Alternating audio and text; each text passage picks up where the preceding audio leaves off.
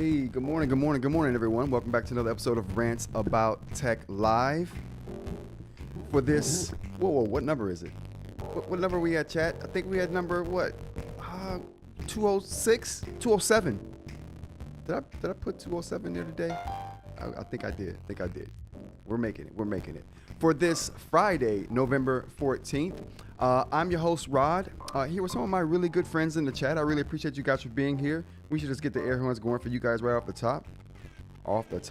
This is the show where we talk about today's EInk news, talk about today's tech news, and we get into some rando stuff as well. We got a rando story right off the top. I didn't do a deep dive. I just got a lot of information I wanted to share anyway. So thank you guys for being here. If you like this kind of stuff, consider hitting this like button, consider hitting the subscribe button if you get some value out of the show. We got a Discord link in the description if you want to go that route as well. Music's too loud? Whoa, what happened? Did I bump the music up accidentally? Whoa, CJ, what happened to the music? I don't know.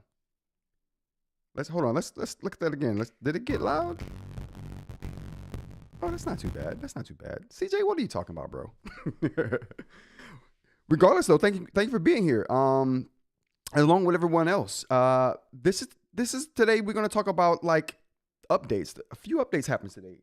They may not have happened today, but I got updates today. So we got a remarkable update to talk about. Although I'm not sure if there are any new features in that remarkable update. I think they just do updates and list the same changelog that they've been listing for the last month.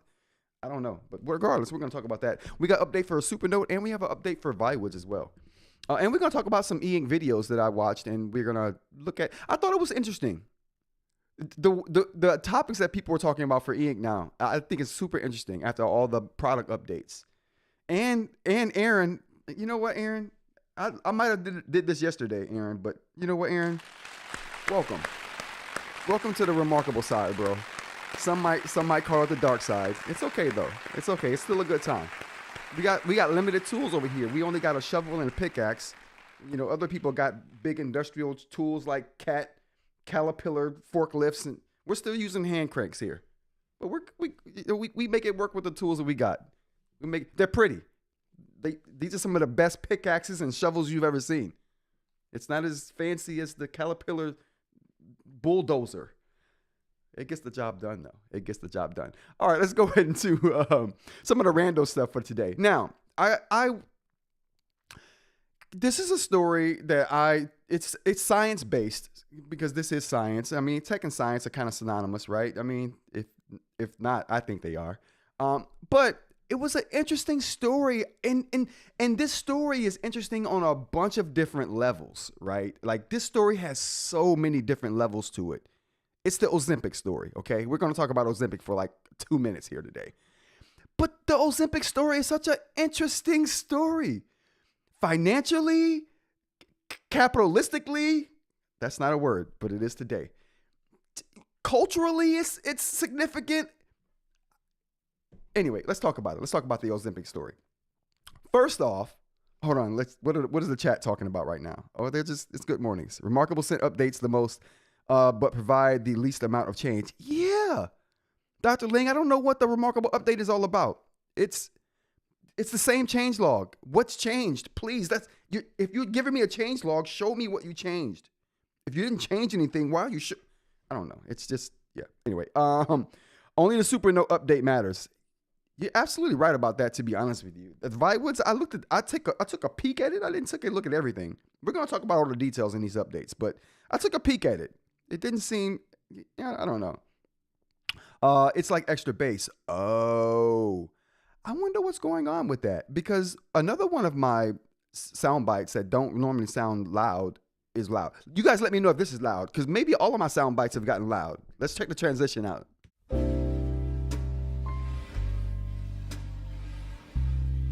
All right, was that loud?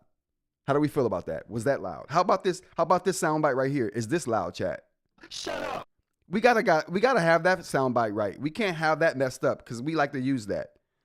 You guys let me know how those soundbites sounded. And if those soundbites are weird, then something must have happened in my settings here, but we'll fix that.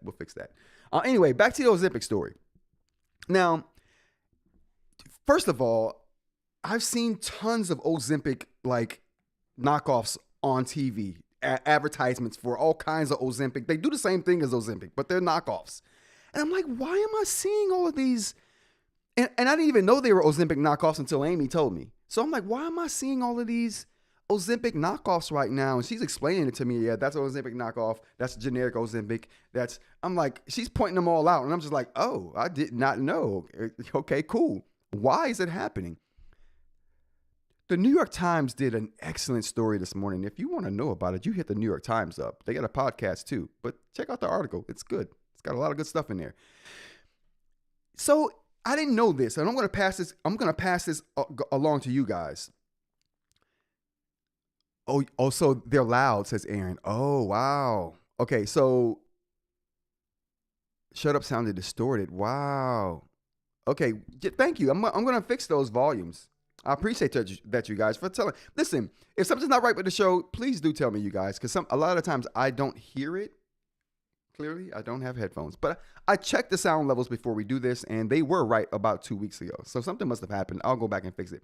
Thanks for letting me know, you guys. Matter of fact, I'll just turn those down now, so that we'll just turn those sounds down now, so that it doesn't get crazy.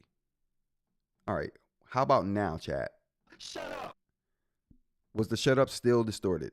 That's got to be, we got to have that one right. But going back to the Ozempic story while we do that. Now, so it turns out, now I'm interested in patent laws because your boy is filing a lot of patents these days.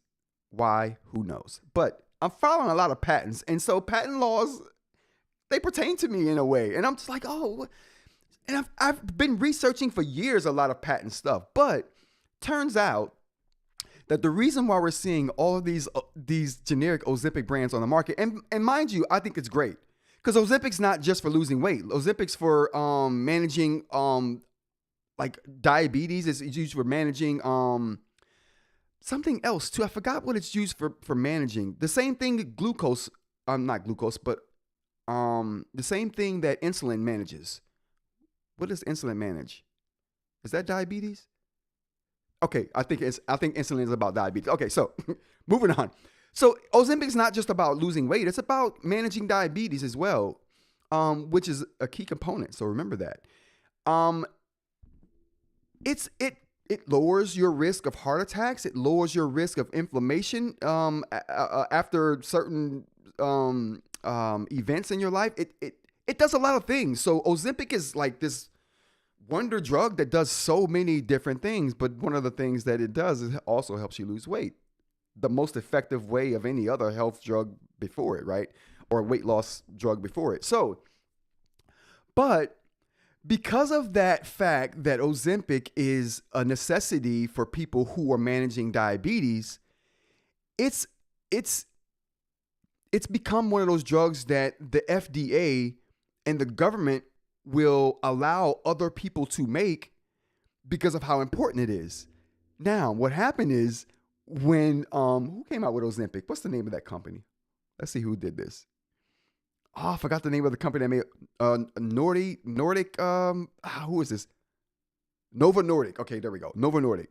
So Novo Nordic basically came out with Ozempic. It did so well. It blew the door. Everyone wanted it when it came out, when people realized what it was. So they got caught like off guard. They didn't have the supply to meet the demand. And for a drug that people are taking to manage health concerns like diabetes, the government will step in and say, hey, we see that you're having a problem manufacturing this drug that a lot of people need. We're going to, what do they call it? Compound? We're gonna compound this drug, which is essentially means we're going to, even though you have a patent on this drug that allows you to be the only person selling this drug right now for the next 15 years, even though you have this patent, we're going to sidestep that patent and let other companies make this drug because you're having a hard time producing it. And when when the demand dies down, or you get your act together and you start producing it at the levels that people want, then we'll reinstate the patent. We'll take down the compounding law that we put in place for it, and we'll stop everyone from making it. You think that ever happened? No. People are still making Ozempic generic Ozempic left and right. And Novo Nordisk is losing so much money. So much so that Novo Nordisk, the company who made Ozempic, you would think they'd be dumb rich right now with everyone that's using that drug and how many knockoffs we got. No. Their stock dropped 70% in the last few years. They're almost bankrupt after coming out with a wonder drug. All because they weren't ready to supply it in the demand to meet the market demand. I didn't even know that was a thing. Why didn't this happen with the AIDS treatment drug? What is it called? Miraviroc? the Pfizer AIDS drug. Pfizer had an AIDS drug, Miraviroc, that was one of the best AIDS drugs ever, but just had a bunch of side effects. They came out with a drug a few years after that drug that was same kind of effect. It was really effective for AIDS treatment, but it didn't have the side effects as the previous drug. You know what Pfizer did? They were like, we have a 15-year patent on this drug. We could come out with a drug that does the same thing, mildly better, with no side effects. We could do that for you, the public, the community. We could. We're not, though, because we have a 15-year patent on this. We're going to make all the money we can off this drug that causes death. And then, after that patent wears out, then we'll come out with a new drug that we got a patent on. They made all the money they could before they changed the patent. And I'm just like, why did this apply to Pfizer? It's probably because it wasn't in high demand. It was a life-saving drug, but it's not in high, they were meeting the demand, so I guess that's why they didn't get stopped. But I'm like, man, that if ever anyone needed to come in and step in and say, hey, you can make a generic version of something, it should have been then. Okay, how many people did I lose? Almost everybody. My bad, you guys. This is a tech show, not an Ozempic health show. I thought that was so interesting, though. So I guess the point here and the real bottom line here is, you guys, if you come up with an idea and you patent it, just do what you got to do as quick as you can. You just don't know what's going to happen. You just never know. So I guess that's the point here. That scared me as someone who's filing patents. But moving on. All right, let's get to the tech news.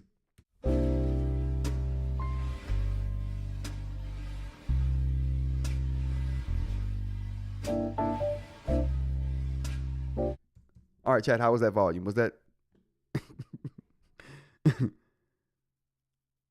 Oh, the sound effects might be turned up too loud. The GLP-1 drugs are interesting, to say the least. Yes, they are, Dr. Ling. Very interesting. Ozempic, the fat drug. That's what our president calls it.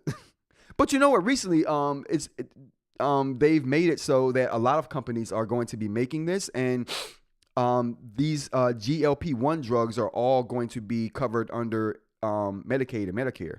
So insurance companies are going to start covering the cost of these GLP-1 drugs. They just had a meeting at the White House, I think yesterday, about that. So it's going to get really cheap to get GLP-1 drugs, which are basically generic Ozempic drugs that help with weight. And I think that's just the weight aspect. They won't have the added benefit of helping with diabetes and all the other not chronic diseases, but all the other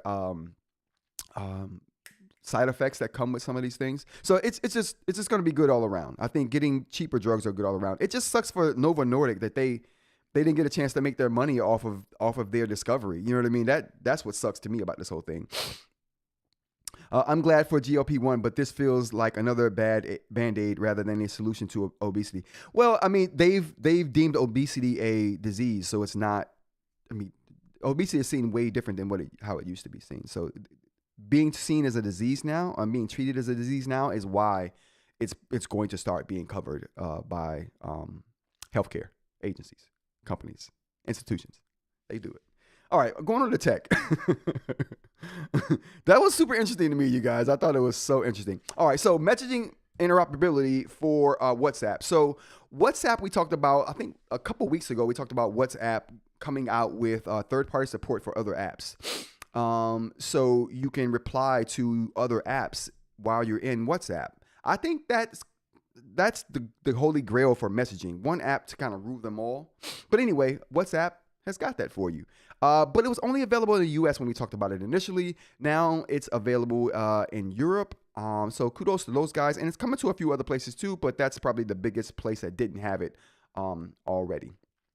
Next up, we have NotebookLM getting support for deep research, which I think is excellent. Now, I'm not sure if you guys use NotebookLM, and I'm not sure how you guys use NotebookLM if you do use it, but one of my favorite things to do with NotebookLM are, well, my second favorite thing to do with NotebookLM. The first one is audio overviews. Great. It's the number one reason to use NotebookLM. But the second reason to use NotebookLM is to compile your data in notebooks into NotebookLM and have AI work on that data, and you can query that data versus having to query in the internet where AI is prone to hallucinate when it's given free range to search everything. But if you restrict AI to small bits of data that's your own and you query it on that, it usually works out a lot better. I don't know if there's zero hallucinations, but almost zero. So anyway, this takes a two-step, not so seemingly intuitive process and makes it more seamless anyway. Holy cow. Let me try this one more time.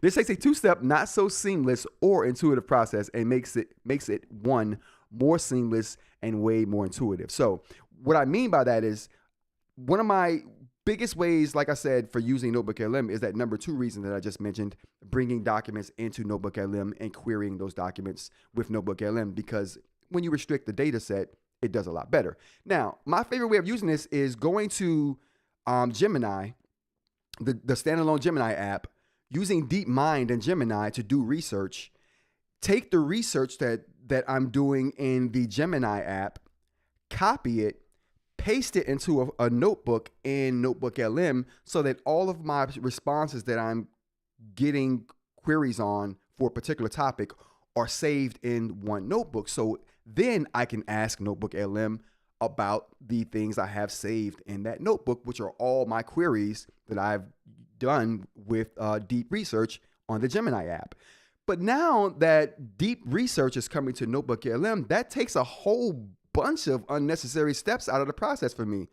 I could do my deep research right there in NotebookLM, and it would save those queries and responses into its own notebook, taking all of the friction out of that process for me. I'm like, I clearly wasn't the only one who was using this kind of two-step process, because they definitely made it easier for anyone who wanted to do things that way. I think it was also inevitable for them to bring their best model to NotebookLM. Actually, NotebookLM did have their best model. It just didn't have the deep research model. But through any event, very awesome feature to add to NotebookLM. If you haven't tried using that combo of searching DeepMind, importing it into NotebookLM, it's a seamless process now in NotebookLM, and it's a great way to do research. I'm telling you, if you haven't tried that combo of deep research, saving those prompts or saving those responses into its own notebook, game changer for research, for sure. As announced via a keyword blog, Google Labs revealed that NotebookLM now supports new file formats as well. So not only does it get deep research, it gets new file formats. You can now add Google Sheets, PDFs from Google Drive, and files from Google Drive, and the URLs from those files in Google Drive. And you can also use Microsoft Word documents. Let's get the applause going for that, bringing Microsoft Word document accessibility to DeepMind and to NotebookLM. That's huge. That's so huge. I'm glad they finally did that. While deep research essentially works the same way it does within Gemini, what makes it different in NotebookLM is that you can add the report it generates and the sources it uses directly to your notebook, whatever notebook in NotebookLM that you have. You can also continue to populate your notebook with other sources while deep research runs in the background. There are two research types you can choose from: fast research and deep research. The former is ideal for quick searches and rapid scans for information, while the latter does in-depth analysis. It's out now, but it's rolling out slowly to people, so you may or may not have this available to you right now, but if you don't, it will be coming to you shortly. Let's go to the chat real quick. What do we got here? Oh, where did I go?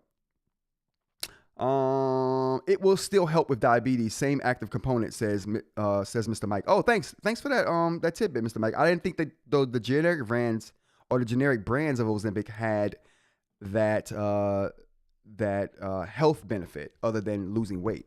So that's good to know. Good to know. So this is going to be good all around. I think getting healthcare to people who need it cheaply should be the goal always. So that this is happening, I think, is a good thing.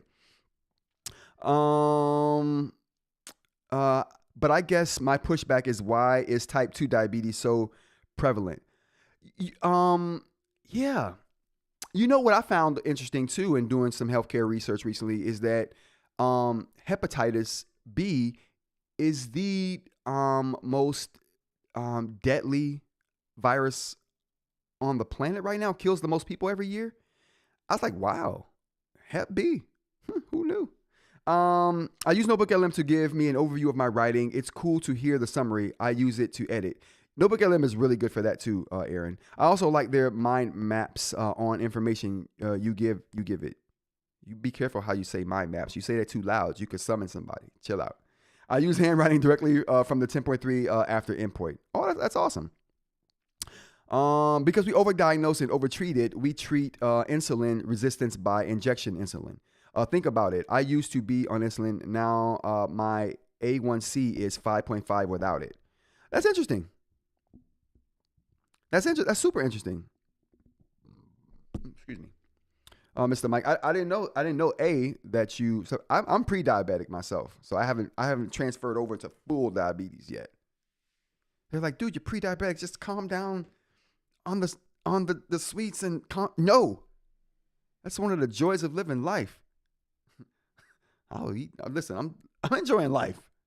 We're here for a blink of an eye, in the grand scheme of the cosmos. We're here for less than the blink of an eye. So you got to enjoy that less of a blink of an eye when you can. All right, moving on to the next tech story we got here. What do we got? Oh, this is very interesting. This is super interesting right here. The Washington Post. This research is coming from right here. The Washington Post analyzed 47,000 ChatGPT conversations, and here's what people really use ChatGPT for. You ready for this? You ain't ready. You're not ready. It sounds juicier than what it is, but let's get into it. Here we go. How are we actually using AI? A collection of 47,000 publicly shared ChatGPT conversations implied by the Washington Post. So let's get down here to this. We got a graph right here. By the Washington Post sheds light on the reasons people turn to the chatbot and the deeply intimate role it plays in many lives. The conversations were made public by ChatGPT users who created shareable links to their chats that were later preserved in their internet archive, creating a unique snapshot of tens of thousands of interactions with the chatbot. OpenAI has largely promoted ChatGPT as a productivity tool, and in many conversations, users ask for help with practical tasks such as retrieving information. But in more than 1 out of 10 of the chats the Post analyzed, people engaged the chatbot in abstract discussions, musing on topics like their ideas for breakthrough medicine treatments or personal beliefs about the nature of reality. Interesting stuff. Metaphysical. I like it. Data released by OpenAI in September from an internal study of queries sent to ChatGPT showed that most are for personal use, not work. And here they have a graph right here that we can see how people use ChatGPT. Out of 47,000 conversations, we got 35% of those seeking specific information. So being specific could be work related, could not be. Musings and abstract discussions, 13%. I mean, and that's the second highest. It's a distant second, but you get the point. Coding and data analysis and math. So no one's doing work. Work or personal writing, editing. Yeah. How-tos and homework help. Summarization and others. So work is being done about 30% of the time here, and the rest of the time we're musing on the on the origin of life, essentially. Good stuff though. I thought this was very interesting. Anytime you can get insight to what people are doing on the internet is to me, I find it silly interesting always. But when you add to to this, the complexity that is AI, it's extremely interesting. Although I wish they would have broken this down into more specific things, though. None of this is really juicy to me. It could have got super juicy, but it didn't. I wish they would, this specific information, I wish they'd have broke that down into what that was. Maybe we'll get that information one day. Next story we got here is ChatGPT. Now, keeping on the same theme with AI, is AI making us dumber? I saw something on that this morning as well, and I thought, someone posted a study from MIT. This particular article right here is from June, but the study that someone was talking about today, that study or that article was posted today. It wasn't as good as this one though. But through any event, let's get into some details. The study divided 54 subjects. So this is not a huge sample size. So, take this with a grain of salt. Very preliminary stuff, has not been peer reviewed. So again, take this with a grain of salt, but I definitely think it's super interesting. The study divided 54 subjects, 18 to 39 years old from the Boston area into 3 groups and asked them to write several SAT essays using OpenAI's ChatGPT, Google search engine, and nothing else at all, respectively. Researchers used an EEG to record the writer's brain activity across 32 regions and found that of 3 groups, ChatGPT users had the lowest brain engagement and consistently underperformed in neural, linguistic, and behavioral levels. Over the course of the several months, ChatGPT users got lazier with each subsequent essay, often resorting to copy and paste by the end of the study. The paper suggests that the usage of LLMs could actually harm learning, especially for younger users. Again, like I said, the paper has not been peer reviewed, and it is a very small sample size, so that the data could be skewed. But the paper does bring up some really good points in people behaviors in using this particular tool. And the author of this particular study, Natalia Kosmina, felt it was important to release the findings despite the small sample size and despite the lack of peer review yet, to elevate concerns that if society increasingly relies upon LLMs for there are immediate consequences and long-term brain development consequences that may follow. So super interesting stuff here. Again, just keep your eye on it. But you know what? I don't think this is any different. What do we think, chat? I don't think this is any different than how we got cell phones and no one knows a number. If you ask, I chat and call my brother a lot. I text with Amy all the time. Do I know her phone number? No. Do I know my brother's phone number? No. You remember back, I don't know if you guys remember back in the day before cell phones, like we remembered phone numbers in our head because we had to go to a phone booth to use them. And no one carried around a Rolodex with phone numbers in it. You just memorize certain numbers. Also, just to throw this tidbit into there too, I don't know if you guys know this, but back in the day, our hunter-gatherer ancestors knew more about their surroundings than we know now. Like collectively, as humans, we know more than they knew, right? I mean, collectively.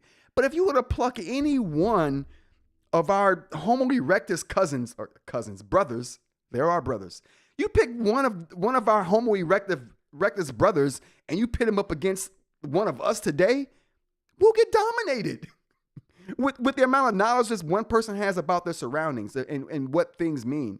I don't know what kind of tree is outside my window or what kind of grass grows there. I don't know what's around me that I can eat, but why would I wouldn't need to know that. That's the point here. There are certain things because of technology we won't need to know anymore. Like phone numbers. We don't need to remember those anymore. Now, could you remember it and be better off for it? Maybe. In a post-apocalyptic world where everything was destroyed and you know what? Phones would be destroyed. So hell no. You're never going to need phone numbers again, people. Ever. You're never going to need that anymore. So I guess my point is that with these, and just like I was saying with AI in different sectors, it won't be AI that replaces people. It'll be a person using AI that replaces another person. The president of NVIDIA came up with that. That's not mine, but I do like it. So I think that's just what happens with technology. The technology comes out and it affects the markets and then we move on from it. It doesn't mean the doom of humanity. Like factories didn't mean the doom of humanity. People still found jobs, and they were still doing pretty good. They're making some money, not on the factory line, but they're making money doing something. So I think this is that kind of thing. We just have to, we're not going to know certain things anymore because of AI, but that's okay. I think that's okay because of what it does for us. Just, still remember how to add 2 + 2 though. That might be an important skill to have. That might be important to have. All right, let's go to the chat. I use ChatGPT as a teacher and it helps me a lot, but I always have to correct it with my knowledge. There are so many mistakes. Yes, CJ, so many mistakes in ChatGPT. Like, I wouldn't use ChatGPT as the gospel, right? I wouldn't use it as something I'm saying, okay, well, this is exactly what it is because AI said this is what it is. No, I take AI as a marker. I ask it a question and it points me in the right direction, and then I go do my research. It may even help me in that research, but I'm always doing research to see what people have to say about this topic. But AI is very good for pointing you in the right direction at the very least. Just take what it says with a grain of salt, but definitely it's good at pointing you in the right direction. Yeah, ChatGPT can be wildly inaccurate. You wouldn't want to just use its output for anything important. No, you wouldn't. Like I said, use it as a marker. I still remember my best friend's phone number of 30 years ago. LOL, says CJ. That's because you called it like 1,000,006,000 times a day. That's why, CJ. What if I'm lost in the desert and didn't bring my phone, and I find a sat phone? Then you know what you do with that sat phone? You call someone who has no, you don't. I don't know. You got me stumped, Mr. Mike. I don't know, bro. I don't know. That's a good one. You got me. You don't treat antibiotic resistance by injecting more antibiotics. No. You don't treat antibiotic. No, because that's going to enhance the resistance, right? The more you use these things, the more your resistance bumps up. Which is why you don't want to take. Which is why you don't want to take certain drugs that are a catch-all, right? You only want to take a drug that's specific to what you need it for, because doing everything, it decreases effectiveness for one, and your resistance to those things goes up. What else we got here? What if I was lost? I got this. You call and I will. Oh, bam! CJ, thanks for saving. CJ, you know what? Applause. CJ, you saved me. Thank you.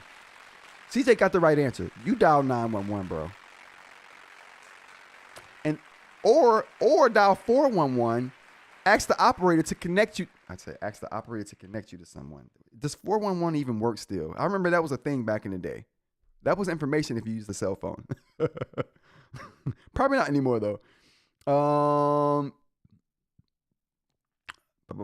guess here we go. All right, last thing we got here. What do we got? That might have been the last. No, Linux for gaming is the last tech thing. I didn't know Linux for gaming was a thing. I just want to pop that in there real quick. We talked about the Steam console, like, was it yesterday? I didn't know the Steam Deck and the Steam machines use Linux. I might buy me a Linux box just to PC game on. I did some research and people are PC gaming with Linux machines. How are they doing? I'm going to research that and figure out something. I might build me a Linux machine. I only use that thing back there for gaming. If I don't need a $4,000 machine for gaming, if I can get away with a $1,000 Linux box, we're good to go. If I can get away from, I don't have to use Windows. Okay, we're good to go. We're good to go. I like that. I like that idea. Listen, how come no one told me? I know y'all knew this. I know we got Linux out there in the audience. Somebody knew this and just let me go off thinking that I had to have a PC to play video games. Just there's Steam on Linux. Steam console is all over YouTube and everyone is saying it's good. Yeah, everyone is saying the Steam console is good. Matter of fact, let's pull up a picture of that. I like how it looks. It looks really nice. And the fact that they got 3D print, they're putting out designs. They're putting out STL files for the cover here, so you can 3D print your own cover with whatever design you want and slap it on the front, I think that's awesome. I'm going to make me one. Pixel orange all the way. But anyway, this thing uses Linux. I didn't show it. Bam. Okay, there we go. Anyway, this thing uses Linux. I think it's going to be big. Like I said, if I can just buy one of these and not have a PC sitting on my desk over there, I would do that because 90% of the things I play come from Steam. Matter of fact, 100% of the things I play on my PC come from Steam. No, I'm lying. Not 100%. Only one game that I can't get on Steam, and that's Call of Duty. Call of Duty is the only game I play that I'm not playing on Steam. It's the only one. That controller's pretty nice too. I hear the controller's way better than the last one they put out. Valve has done a good job with this console, it looks like. But anyway, the big thing for me here is that this uses Linux. I may be switching over to Linux. I'll let you guys know how that works out for me for gaming, because I can't be without a gaming PC. I gotta have a work PC, this thing, and then I gotta have my pleasure PC, which could be this Steam console. Seriously, this thing says it lets you play all of your PC games, all current PC games, 4K. I mean, they're not all run. This thing can do what, 120? Can this do? I think it does 120p, 120 FPS. Yeah, I think it does 120 FPS. We still don't know what the price is. Anyway, this thing is capable of 120 FPS. It probably won't play everything at 120 FPS, but the point is, it can, and it's supposed to be able to play, who knows how good, every current PC game. The Pleasure PC. There you go. Mr. Mike says, I thought you hated orange. You know what? Mr. Mike, I did hate orange, but let's get big here for a second and let's explain this. I don't know if you remember this gentleman. There's a guy, his name's Scott Bennett. How's it going, Scott, if you're looking? Scott was huge influence on like my early videos that I put up on a YouTube channel. And he was hugely influential in those videos because he gave me such big pushback because I hated the orange color on the Note Air 3C when I got it. I made many videos about hating that orange color. And every video I made talking about that orange, Scott gave me pushback. He talked big crap about me, and I respected that. So much so that me and Scott became friends. And so Scott went on to create the Orange Gang for a little while in the chat crew. I don't know if you guys remember that. There was a whole subsection of the chat that was just all orange. But the point of the matter is, I liked that so much till I don't know if Scott didn't say this, but somebody in the chat said this in one of my earlier, like maybe a year ago, like when I first started doing live streams. I was still testing live streams at that time. Someone mentioned a pixel orange, and I thought that's interesting. So I tried to. I was like, if I ever make a company, I'm going to call it Pixelated Orange and have the pixel orange, which is why we have this now. Scott Benedict is the reason why we have this now. That pixel orange emoji right here, and you get that pixel orange emoji if you're in the chat crew, and you can do that. You just join. There's a join button right there, right? It should be right there.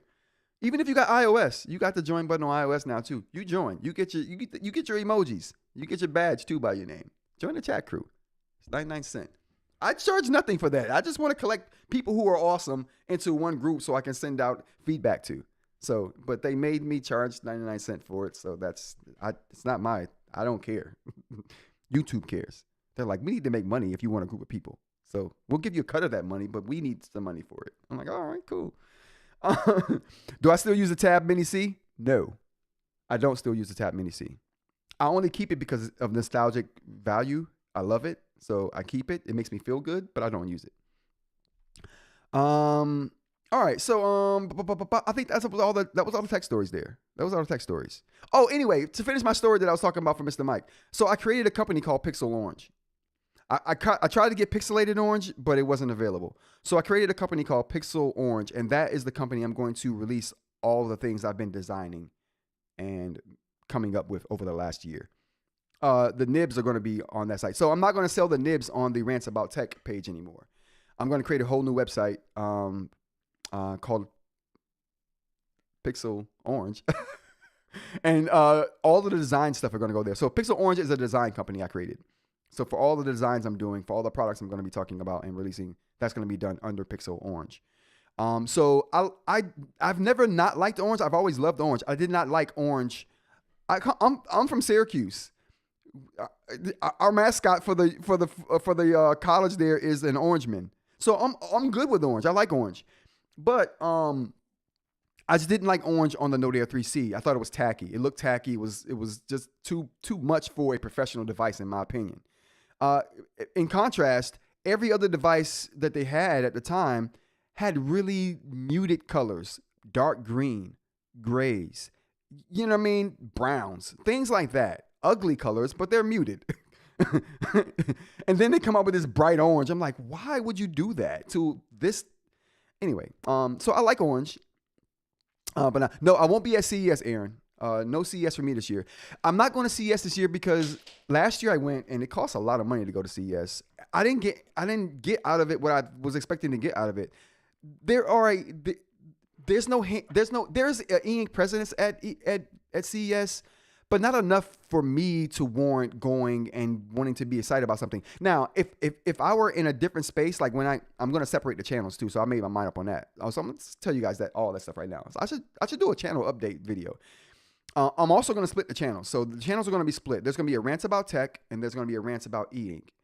Because I realize that people who want e-ink news don't care about a lot of the tech stuff that I talk about. And I'm growing a tech audience as well. So there's some people who watch the tech show, watch the live stream just for the tech news, and they out when I get to the e-ink news. You know what I mean? So for those people, I want to make a show and build that audience for just tech, and then just do e-ink. So Rants About e-ink is going to be one channel. Rants About Tech is going to be a whole different channel. I'm going to convert Rants About Tech into Rants About e-ink. So that switchover is coming. And then I'll just create a whole new Rants About Tech channel and start that from scratch. But Rants About Tech will become Rants About e-ink, just so I keep that e-ink subscriber base. Trump is orange. Do you like Trump? Listen, I like everybody until they've done something to me personally. And also, I can find something good in everybody too. I'm just one of them people. I'm a very relatable, I can get along with everybody kind of person. So that Trump is orange doesn't bother me. I'd rather have the cheetah be president. You mean Chester? No. You've appropriated my love for orange and incorporated it. Oh, I like that. I see what you did there, Mr. Mike. I like that. But yeah, that's my take on that. How many people did I lose? None. We gaining people. Good to go. All right. So, moving on to e-ink news. Are we? We will do some e-ink news.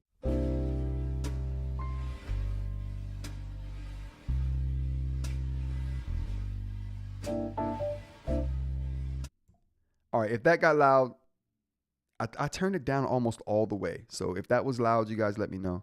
I'll adjust it. I'll keep adjusting. We'll keep. It's a work in progress. It's fluid. For e-ink, what do we got here? So the first thing for e-ink we got is going to be about the Viwoods eReader. I'm still bullish on this thing. Let's pull it up. I'm still bullish on this thing. You know what, your boy? You know what I'm gonna do? I think I'm gonna make a push. I've been spending all of my money on nib stuff, you guys.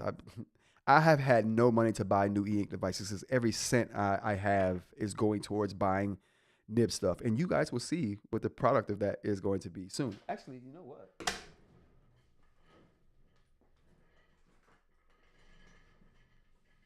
know what? This is a result of something I've been working on here. Let's pull it out. Can we get a close up on this thing? Now, on first inspection, you may be mistaken for thinking that this right here is we can't see. Oh boy, we can't even. Can we put it there and see? Can we see that? There we go. Perfect. Now, upon first inspection, you may look at this nib and think, "Oh, that's the crystal nib, right?" Wrong. So this isn't clear. It's just really, it's like a white, off-white, semi-clear. It's cloudy. We'll call it cloudy. This is the center of an agate. I don't know if you guys know what agates are. It's a stone, but it's a semi precious gemstone. So agates are really tough. You know what else is tough? Jade, nephrite jade, super tough. But anyway, so this is the prototype I've got here of this particular type of nib. Stronger than the crystal nib here. And what's cool about this is that you can get this particular nib here, and it writes really well. Let's put it in here. So this is what I'm gonna call the stone nib, and I just put it. Now, Aaron's gonna say, why did I put the nib in the piece of Boox landfill trash here? Yeah, I did, but this pen is always available to me, and though this pen is a piece of Boox like trash, it's ergonomic at least. It's got the triangular shape there, you know. It's got the eraser on the back. It's got a lanyard hole. You gotta love lanyard holes. So yeah. Anyway, moving on. Oh, you know what I did too? I found out oh, I didn't. I lied. Okay, I don't have that. Never mind.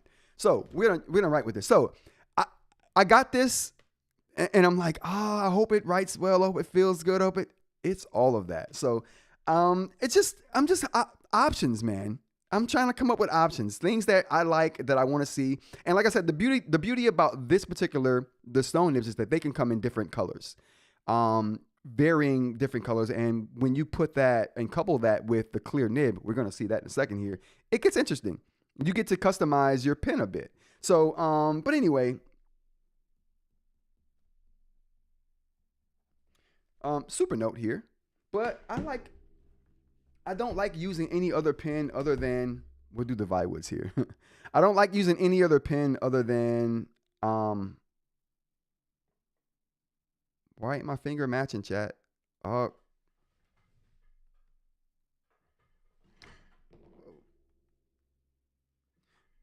Okay, so, I don't like using non-Supernote pens on the Supernote because no pen other than the Supernote is programmed like the Supernote pens, with the exception of the Viwoods pen. The programming on the Viwoods pen and the Supernote pens, well, the Viwoods ceramic pen. The programming on the Viwoods ceramic pen and the programming on the Supernote pens are exactly the same. They both look and work exactly the same. Every other pen I've ever tested on a Supernote device looks like crap. I'm not gonna hold you. It just doesn't look as good as a Supernote pen or the Viwoods pen. But this is a Boox pen, so it's not gonna look as good on the Supernote, but it looks really good on the Viwoods device. Can I open? Yeah, we can. Can I get a new page? Oh, can I? All right, here we go. Oh, that's too big. I should have choose the Go 10.3 to demo this. You know what? The Go 10.3 it is. You know what? We're using the Go 10.3 to demo this. Oh, why is it still this way? Don't look at those dimensions. They mean nothing. All right, so here we go. Oh, so you hear how it sounds. Oh, can we get how it sounds? Oh, there we go. Oh, there we go. Better.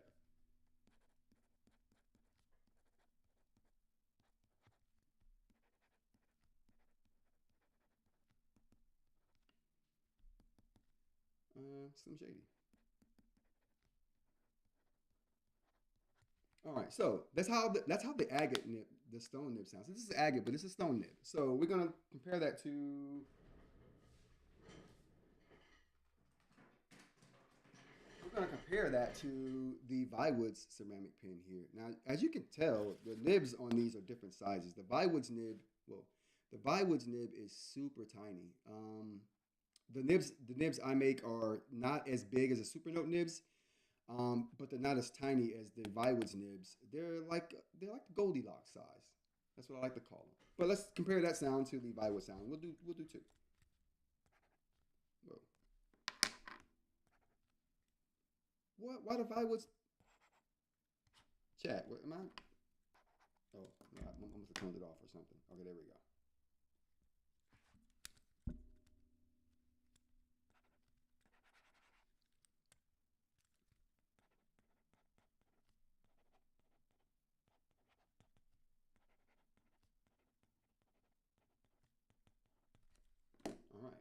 Supernote.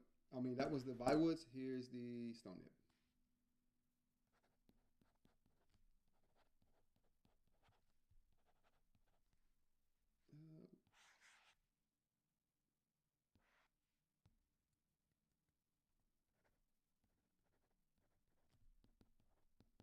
I don't know. I like it.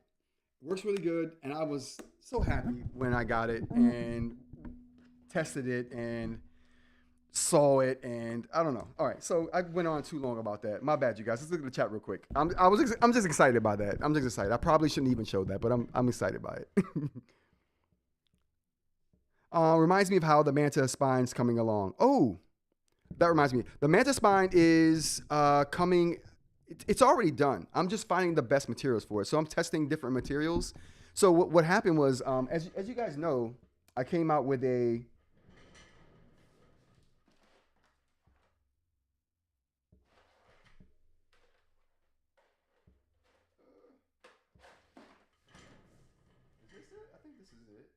So if you guys know, I came out with this spine a little while back. And this was the first prototype I did right here.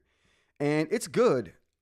But I found a better, softer material for this part that comes in contact with your hand. And I found a better material for the frame here that's way more rigid. So you guys can't see that there. So this is I don't know if you guys know how this even works here. But this goes here, for those who want to know. And this is going to be one of the products I'm going to put on the Pixel Orange site there. So this just goes on here like this. And what that does is the hooks latch in, so they don't come out. And there's tape and adhesive on these two parts right here to kind of keep it contacting with the device. And there are prongs that slide into these sides here too to kind of keep it aligned. So the point of this was just to keep your hand, to give a rounded edge to this back end here, which is super blunt, and make it feel a little bit more like the other side, right? And it clogs up the holes or plugs up the holes for you so you don't get debris in those holes, and it covers the pogo pins so they don't get damaged. So this thing serves a few purposes, and it looks cool. I really do like it, but I found a couple materials that I want to use that are better than these materials. So I'm redoing it. Redoing it for those particular materials. I didn't hear anything on the writing. Oh, really? I turned the volume down a little bit. I probably should have turned it back up for the writing. My bad, you guys. I am doing a video though. I will be introducing that stone nib in more detail. And by the way, there is oh, here we go. I can show you guys these. I think I can show you these. Yeah, I can show these right here. So these are just some of the other varieties I have that I'm in the midst of testing. But don't mind the polishing process led to some of the white back here. But you can see that we have the orange, two shades of the orange. But you can't, when you're dealing with like gemstones, it's hard to like get the same kind of pattern on some. They're all different patterns and all different colors, but it's cool to go and find different colors. So the green here is nephrite, which is jade. This is the toughest material you can find on the planet. And we also have the black jade here. So we got green jade and we got black jade. So all of the black ones in here are jade, and the green one is jade as well. The orange ones are agates. And you guys can check out the toughness of agates, and we can talk about that another day as well. And the clear ones are the crystal nibs I have here. So we got, can I bring that one out? So we have jade with the black and green, the clear, which is the crystal, and the other colors are going to be agates, because those are the strongest ones that have some variety that I liked. I'm just testing things. I like doing stuff like this. I like testing things to see what can be done, how they work, how they feel, different materials. I'm a material dude. I like different materials. But anyway, that's the thing there. How many people did I lose? Oh, I gained some people. People like nibs. I like that. I like people who like nibs. Now, moving on. What else we got here? Oh, and those going to be coming in different. I think I actually put one in a clear sheath. Let me look at that.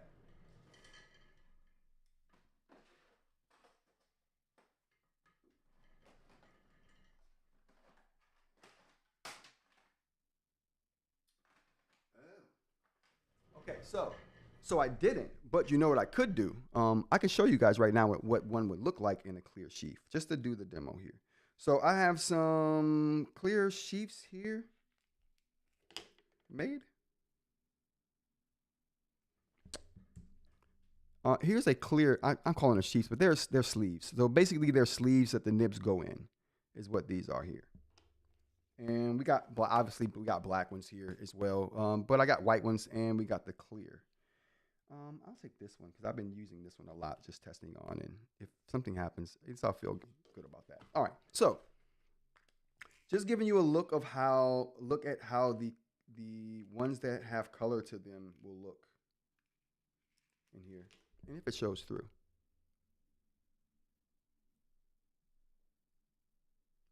So, I mean, I've been testing this particular sleeve right here, so it's got some discoloration on the back end here, where I've been putting all kinds of crazy stuff. But you can see, oh, can we see this actually?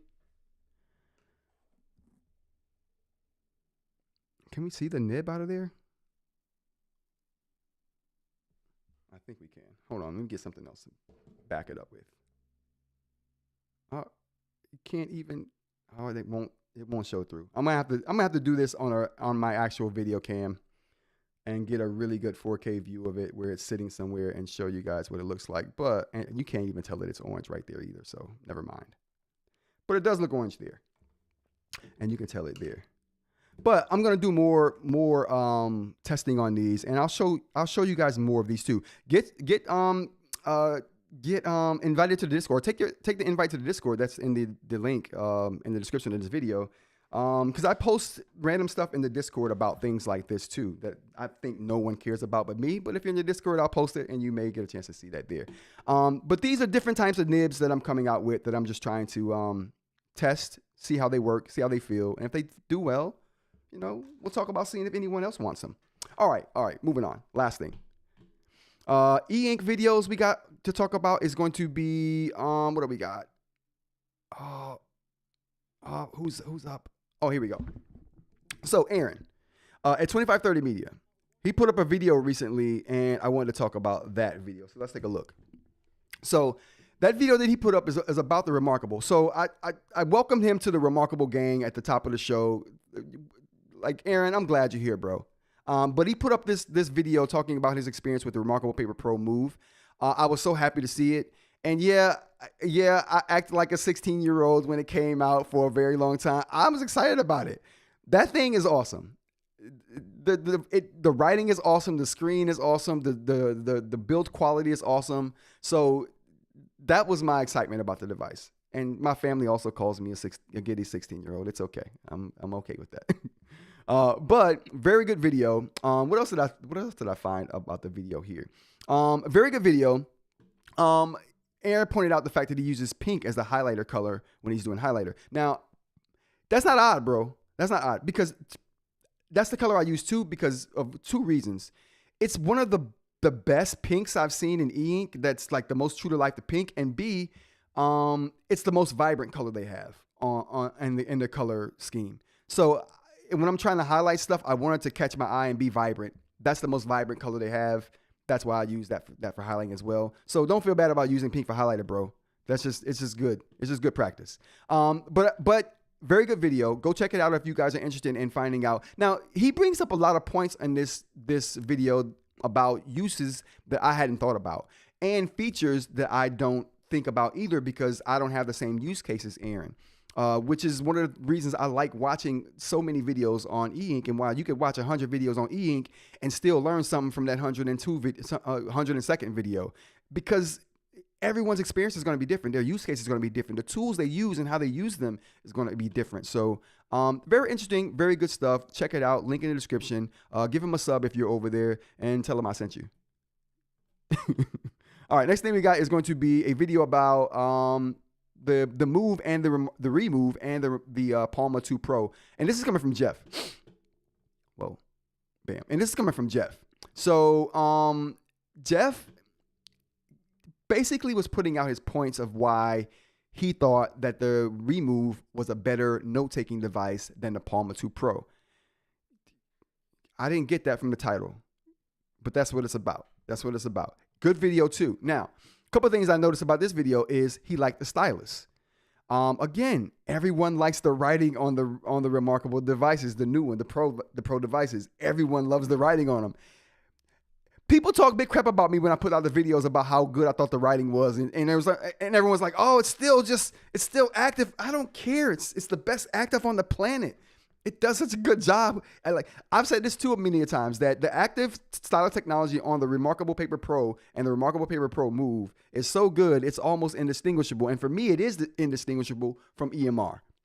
Period. And it feels good. The writing experience is just off the chain. Creme de la creme. Chef's kiss to them for the writing experience. But everyone agrees that it's really good. Some argue that it's the best. It might not be the best. The best active for sure. But, it's debatable. And that's something. That's something. What else we got here? Charging. He thought the pen was great because it charged. And my thing is this. It wouldn't matter if it charged if it never stuck to the side of the device.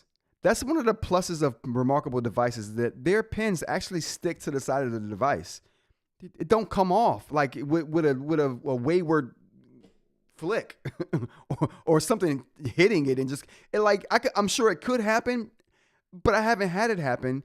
And the magnets are so strong till I wouldn't complain if it did happen, because I know it would have been a strong force that took it off for sure, without a doubt. Those nibs look thicker than the crystal nib.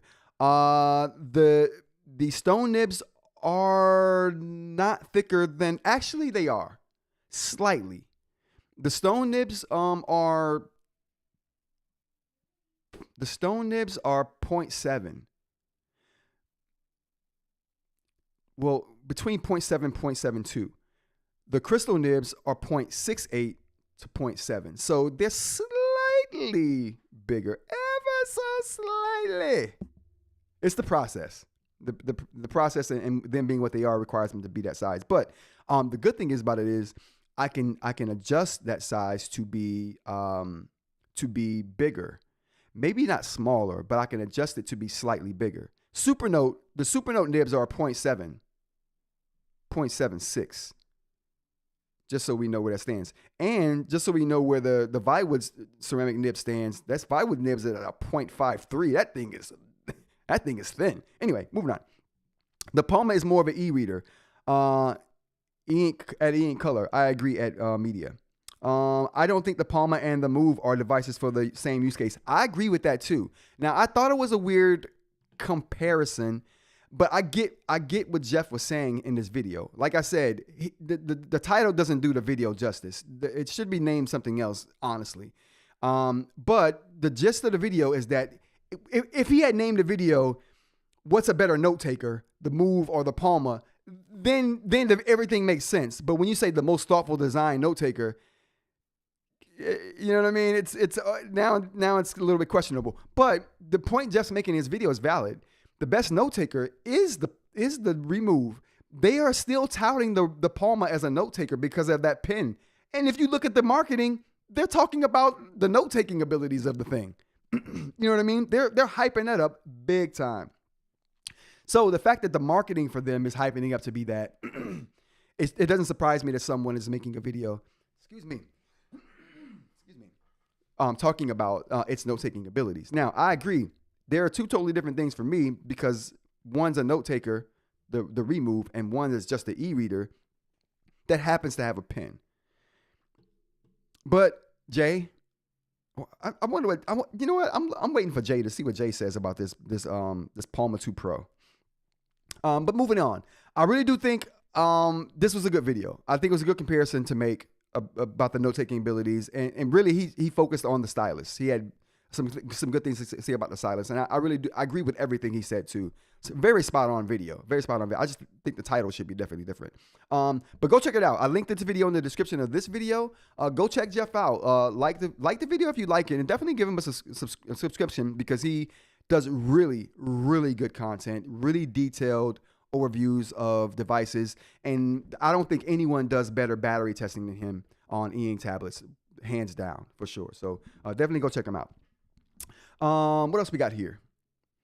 EInk updates. Let's hit the updates here. We got AI paper updates, and we also got a Supernote update and a remarkable update. So we'll end on the updates today. First off, we're going to go to the update that wasn't really an update, and that's this thing right here. Why Remarkable did this, I'll never know. Let's back up here. So Remarkable has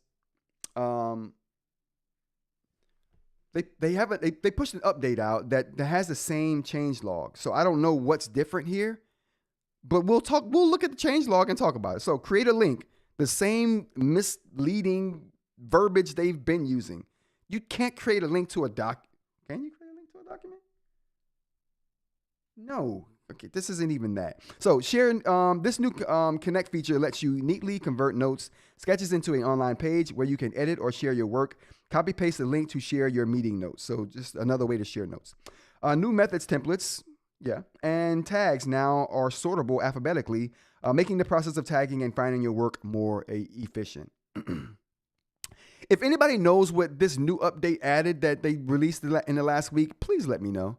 I don't know. I've looked through the thing. I can't find out what it is. So I'd be interested if anyone else knows what those updates are. Now, let's look at the Supernote. Now, I found the Supernote notes on Reddit. So let's take a look at that actually. We don't have to look at the device for that. So looking at the notes on Reddit, we got added support for private cloud. I think isn't this Oh, okay. My bad, chat. So we've already been through this. We did this. This is the update that we had the beta to, and we talked about the beta on live a couple weeks ago. This is the gold release right here. So this is just the official release for those things. But let's go through it real quickly. So we already talked about the details, so we don't need to talk about that. But we will actually touch on the added features. So add support for private clouds. And you can download the cloud deployment script at the link that they provide.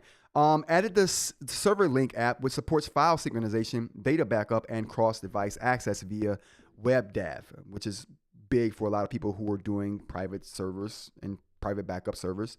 They adjusted support for using stroke eraser and region eraser to erase the entire stroke when touching the line's interior. We never found out what that was.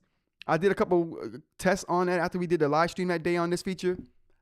I guess it's just saying that the stroke erase works better. I don't know.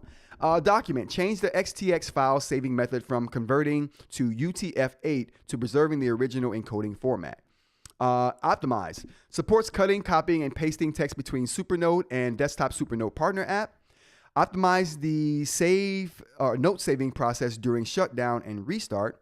Optimize the text box features. You can now enter text editing mode by long pressing the text box with pen or tapping the edit button after selecting text and the lasso tool. Now, I have a tidbit of information to give out to you guys about Onyx Boox, something that you guys probably don't know that I found. Matter of fact, I know some of you don't know because I've said I don't like this many times in the live stream, and I want to think that if someone knew a better way to do it, they would have told me. But since no one did, I have a better way to do something on Onyx Boox products. If you just hang around a little while longer, we'll get to it. How many people we got here? 11. We're doing good. Moving on. All right. So you can now exit text editing mode by using your finger to tap anywhere outside the text box on the screen. Awesome. Onyx needs to learn that. Remarkable needs to learn that too.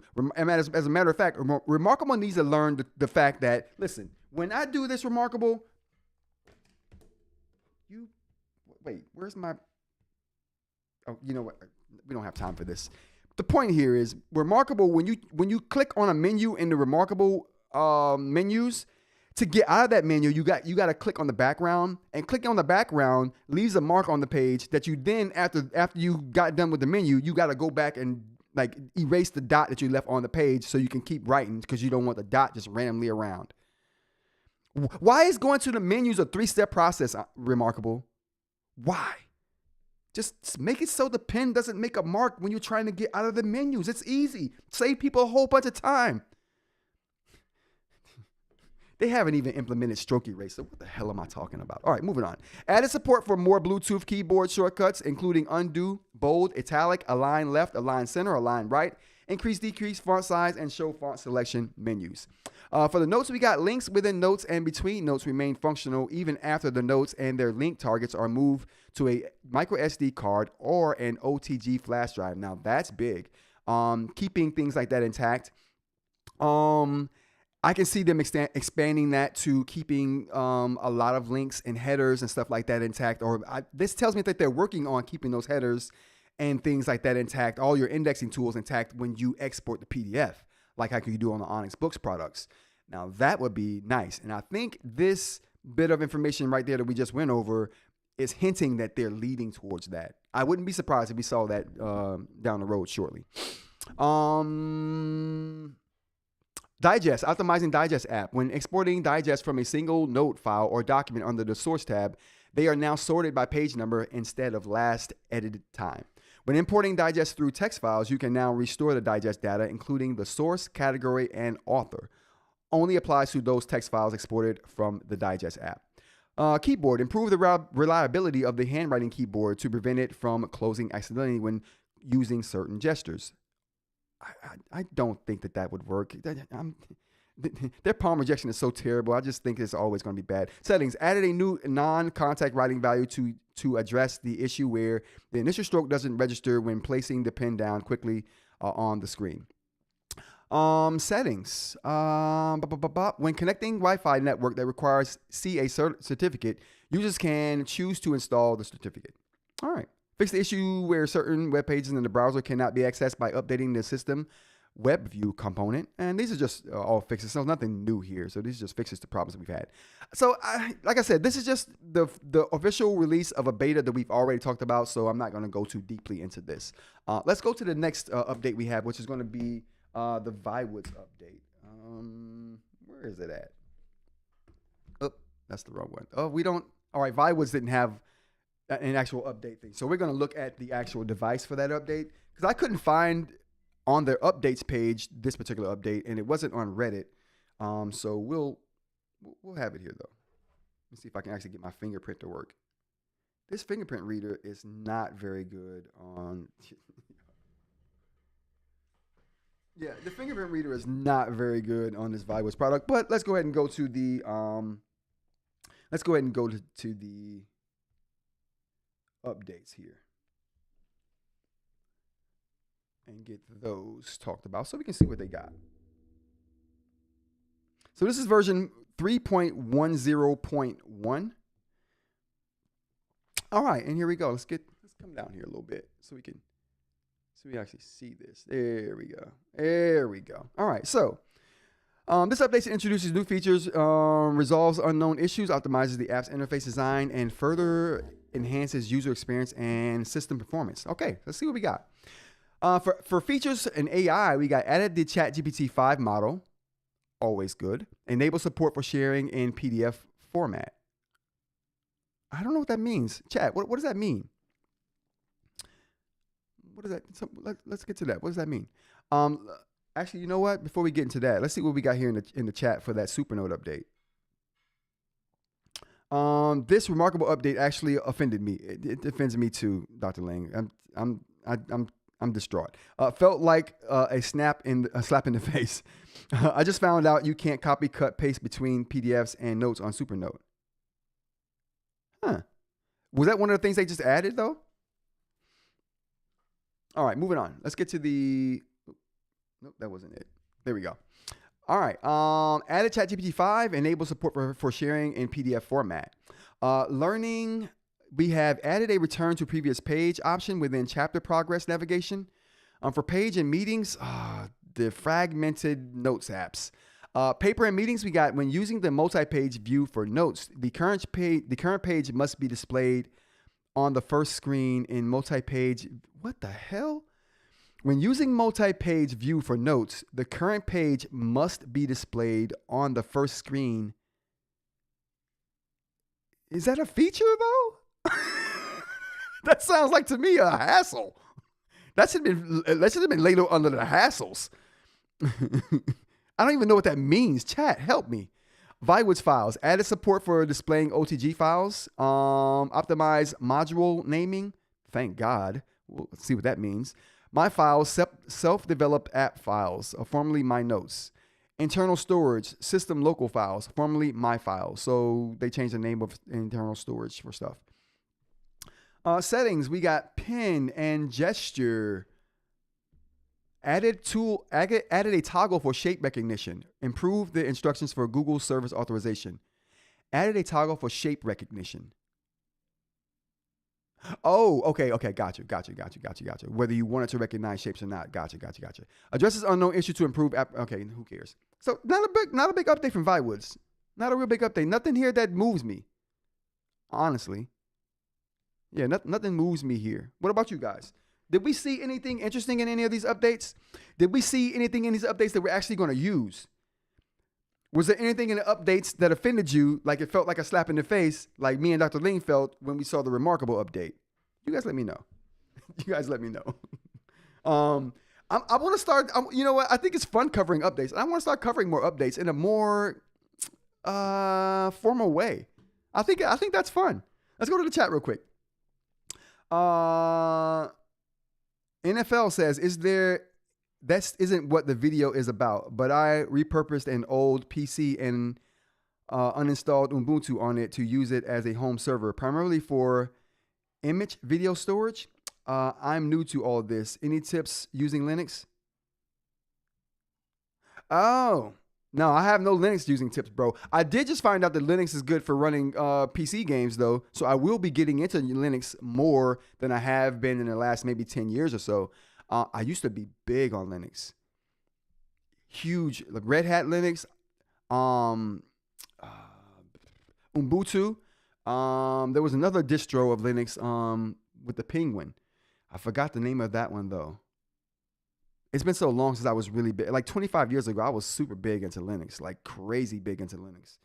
Not so much anymore, but I'm not a big hacker anymore like I used to be either. Like I used to be seriously big into the PC and or the just the internet culture. When you get older, I don't have the motivation for that anymore. So, but anyway, actually, don't actually do that. LOL. Whoa. Pseudo remarkable FM. No, not. Don't do that. All right. And I think that's it. I think that's it, you guys. And thanks, mate. I just YouTube searched Linux and filtered live, and you were first video popped up. What? Oh, you know why? Because I was talking about the Linux and being able to do PC gaming on Linux, and that's in my tags for today. Which I'm glad my tags are working. Stay tuned though. Get subscribed. We're gonna be talking about some Linux stuff pretty soon. Because like I said, I'm jumping back into it. So you may get some value from the channel yet, NFL. You may get some value yet. All right, everybody. That's gonna be the end of the show for today. I really appreciate everybody for being here. Go ahead and like if you like. Subscribe if you want to see more of this kind of content where we talk about EInk stories and tech and random stuff apparently, and Linux pretty soon. Care of NFL. Thanks for all the chat members that came today. I really appreciate you guys. We got Dr. Ling. We got, let's get the air horns going while we got Dr. Ling. We got Aaron. We got, do we have Mr. Mike here today as well? Who else we got? Javier, what? If you play Call of Duty or anything with anti-cheat, don't buy Steam. Thanks, Hav. I appreciate that. I didn't even see you creep in here. CJ is in here. Who else we got up in here? BM. Good to see you, sir. If I missed you today, I really appreciate you for being here, and I'll get you next time. Don't forget, we're doing this Monday through Friday, 10 a.m. to kind of whenever. Hit the link for the Discord up in the description. Join the Discord if you want to continue these after the show. And if you're still here, how many people we got right now in here? I think we got like 11 people in here. Oh boy. History open. Oh boy, chat. I just deleted the live stream. I hope it didn't end the live stream. All right, we got 11 people up in here. I expect 11 chats. My bad for messing up the live stream there for a second. All right, you guys. I already hit the outro music. We should be out of here already. All right, Monday through Friday, 10 a.m. to kind of whenever. I'll see you guys next week. I appreciate you. Thanks for showing up. Chat crew, I love you guys.